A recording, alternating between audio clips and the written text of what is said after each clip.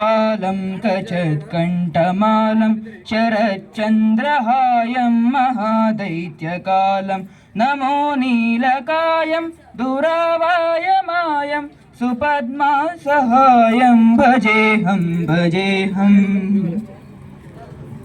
सदाम्बूरिवासं गलत्पुष्पहासं जरसन्निधानं दृढाकायमानं गजां शस्त्र अस्त्रं लसत्पीतवस्त्रं हसच्चारुवक्त्रं भजेऽहं रमाकण्ठहारं श्रुतिभ्रान्तसारं जलान्तर्विहारं गलां कण्ठहारं चिदानन्दरूपं मनोज्ञस्वरूपं दूतानैकरूपं भजेऽहं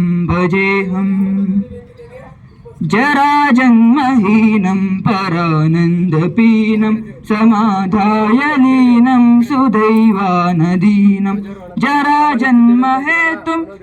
सुरानन्दकेतुं त्रिकोलैकसेतुं भजेऽहं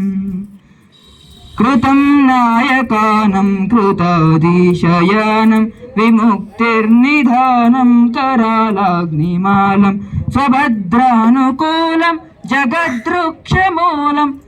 निरत्तारशूलं भजेऽहं